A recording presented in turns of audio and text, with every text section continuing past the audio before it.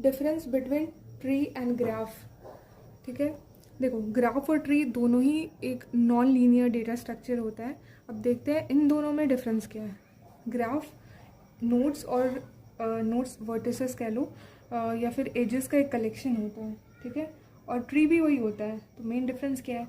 Difference ये है कि ग्राफ जो होता है ना, एक नेटवर्क टाइप का डेटा को रिप्रेजेंट करता है, और ट्री में क्या होता है कि वो एक हायरार्की को शो करता है। मतलब डेटा जो अरेंज होता है ना, एक हायरार्किकल ऑर्डर में अरेंज्ड होता है। फिर लिखा है a collection of nodes vertices and edges way edges connect node, वो हो गया ग्राफ। ट्री का a hierarchical data structure consisting of nodes connected by edges with a single root node.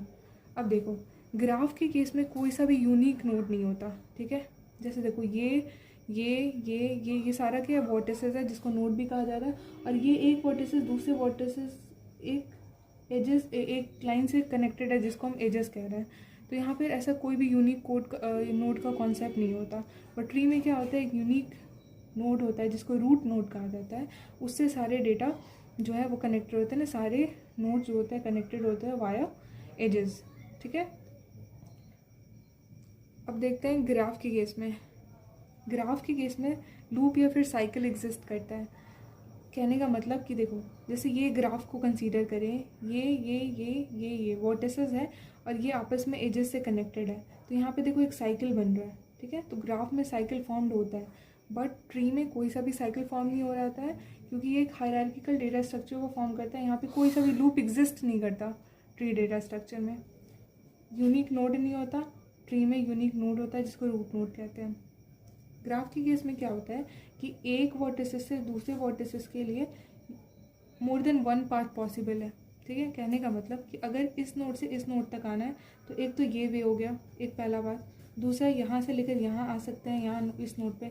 तीसरा होता है कि वाया दिस नोड यहाँ आ सकते हैं। मतलब more than one path possible है। बट ट्री के केस में ऐसा नहीं होता। अगर हमको यहाँ इस नोड पे आना है यहाँ से, तो यहाँ पे क्या होगा, सिंगल पाथ ही एग्जिस्ट करता है, ऐसे ऐसे ऐसे, और कोई अदर पाथ एग्जिस्ट नहीं करता। ग्राफ में ट्रैवर्सल की बात करें तो कि डेटा एलिमेंट को अगर हमको ट्रैवर्स करना है तो उसका दो मेथड होता है, BFS and DFS, breath first search and depth first search. Tree के केस में क्या होता है, pre order, post order, in order. Comparatively graph जो होता है वो ज़्यादा कॉम्प्लेक्स होता है और ट्री जो होता है वो लेस कॉम्प्लेक्स होता है। ठीक है, ग्राफ में जो डेटा होता है ना वो नेटवर्क की तरह रिप्रेजेंट होता है, और ट्री में क्या होता है, एक हायरार्की की तरह रिप्रेजेंट होता है। अगर हम रियल लाइफ से समझे ना, तो जितने भी सोशल मीडिया होंगे